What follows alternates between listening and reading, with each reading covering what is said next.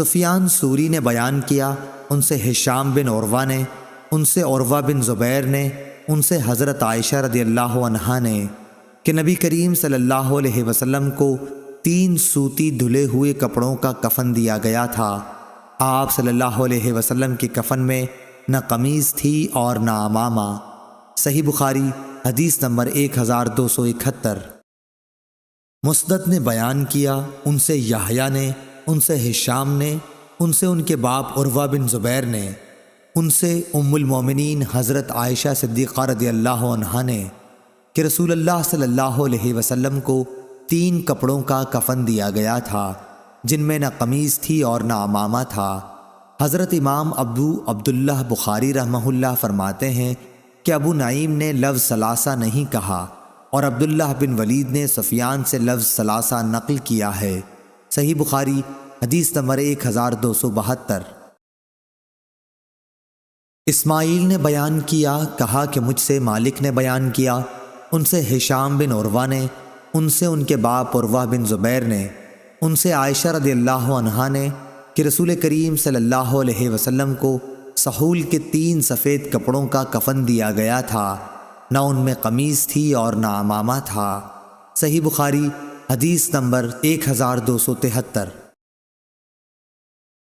احمد بن محمد مکی نے کہا کہ ہم سے ابراہیم بن سعد نے، ان سے ان کے باپ سعد نے اور ان سے ان کے والد ابراہیم بن عبد الرحمن نے بیان کیا کہ عبد الرحمن بن عوف رضی اللہ عنہ کے سامنے ایک دن کھانا رکھا گیا تو انہوں نے فرمایا کہ معصب بن عمیر رضی اللہ عنہ غزوہ احد میں شہید ہوئے، وہ مجھ سے افضل تھے، لیکن ان کے کفن کے لیے ایک چادر کے سوا اور کوئی چیز مہیا نہ ہو سکی۔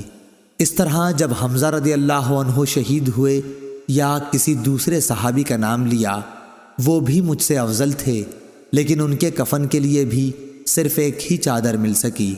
مجھے تو ڈر لگتا ہے کہ کہیں ایسا نہ ہو ہمارے چین اور آرام کے سامان ہم کو جلدی سے دنیا میں دے دیے گئے ہوں۔ پھر وہ رونے لگے۔ صحیح بخاری حدیث نمبر 1274۔ شعبہ نے خبر دی، انہیں سعد بن ابراہیم نے، انہیں ان کے باپ ابراہیم بن عبد الرحمن نے کہ عبد الرحمن بن عوف رضی اللہ عنہ کے سامنے کھانا حاضر کیا گیا، وہ روزے سے تھے۔ اس وقت انہوں نے فرمایا کہ ہائے معصب بن عمیر رضی اللہ عنہ شہید کیے گئے، وہ مجھ سے بہتر تھے، لیکن ان کے کفن کے لیے صرف ایک چادر میسر آ سکی۔ اگر اس سے ان کا سر ڈھانکا جاتا تو پاؤں کھل جاتے، اور پاؤں ڈھانکتے تو سر کھل جاتا۔